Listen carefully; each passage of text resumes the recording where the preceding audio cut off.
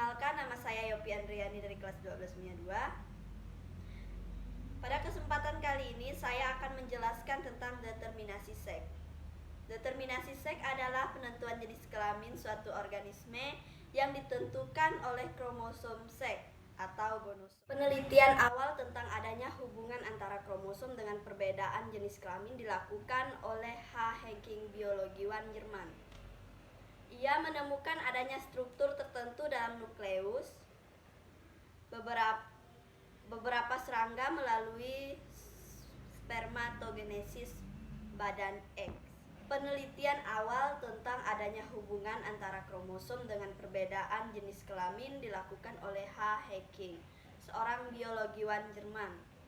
Ia menemukan adanya struktur tertentu dalam nukleus beberapa serangga melalui spermatogenesis badan X.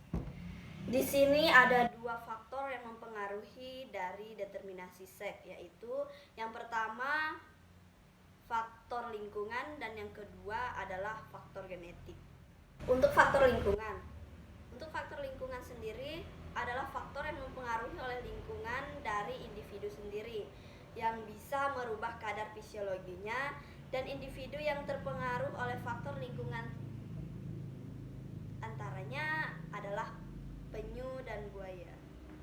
Untuk penyu sendiri biasanya apabila suhu terlalu tinggi, maka ketika menetas telurnya rata-rata kebanyakan kelaminnya jantan. Sedangkan buaya dominan ketika suhu terlalu tinggi, maka ketika menetas kebanyakan kelaminnya adalah betina. Untuk faktor genetik pada determinasi seks ini adalah akibat dari faktor genetik dari tubuh makhluk hidup tersebut. Misalnya, faktor genetik itu terdapat dalam kromosom, dan genetik yang terdapat di dalam kromosom itu akan mempengaruhi determinasi seks tersebut. Untuk tipe-tipe jenis kelaminnya adalah XY, XO, ZO, ZW, dan haploid dan diploid. Untuk tipe yang pertama adalah tipe XY, biasanya ditemukan pada mamalia dan manusia. Pada manusia sendiri, kromosom X akan membawa fenotip wanita dan untuk kromosom Y akan membawa fenotip jantan. Pada manusia biasanya terdapat 46 kromosom. 44 kromosom adalah termasuk autosom dan satu pasangnya lagi termasuk kromosom seks. Tipe kedua adalah tipe XO. Tipe ini ditemukan pada beberapa serangga, misalnya pada belalang. Belalang tidak memiliki kromosom Y, jadi pada belalang jantan hanya memiliki 1-2 kromosom X, maka menjadi XO. Sedangkan pada belalang betina hanya memiliki satu pasang kromosom X, menjadi XX. Tipe ketiga yaitu XW. Tipe ini hanya ditemukan pada beberapa jenis kupu-kupu, ikan, dan burung. Pada hewan-hewan tersebut, kromosom kelaminnya dilambangkan dengan ZW.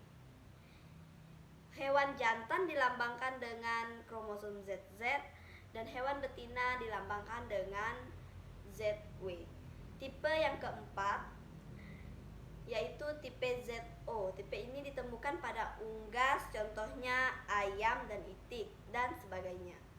Hewan betina hanya memiliki satu buah kromosom, jadi hewan betina dilambangkan dengan ZO, dan hewan jantan dilambangkan dengan ZZ. Tipe yang kelima yaitu tipe haploid dan diploid. Tipe ini ditemukan pada beberapa serangga seperti tawon, lebah, dan semut. Serangga tersebut jenis kelaminnya tidak ditentukan oleh kromosom kelamin, melainkan ditentukan oleh sifat bodi dari serangga tersebut. Jadi ketika sel telur dan induk tidak dibuahi oleh spermatozoa, maka 100% bentuk keturunannya bersifat haploid, yaitu jantan.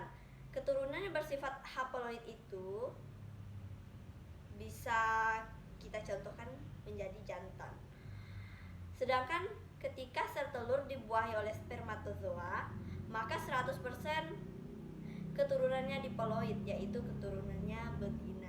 Yang pertama, saya akan menjelaskan tentang sindrom Turner.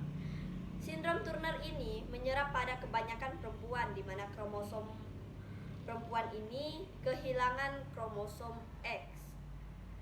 Jadi, formulanya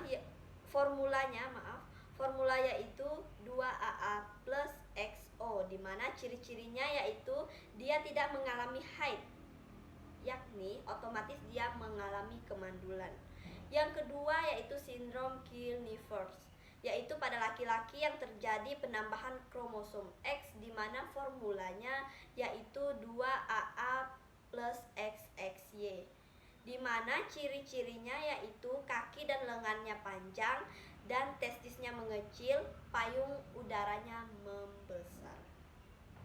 Yang ketiga yaitu wanita super. Wanita super ini memiliki kelebihan pada kromosomnya. Jadi, dia memiliki 47 kromosom, di mana kita ketahui pada wanita normal hanya memiliki 46 kromosom. Tapi pada wanita super ini memiliki 47 kromosom.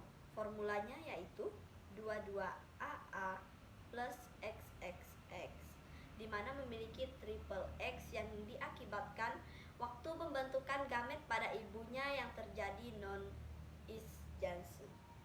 Yang keempat yaitu sindrom Jacob. Sindrom ini sering disebut dengan pria XYY yang diakibatkan dari mesis 2 yang menghasilkan spermatozoa YY. Apabila spermatozoa YY membuahi sel telur X, maka akan menghasilkan zigot XYY dan akan berkembang biak menjadi pria dengan kromosom XYY.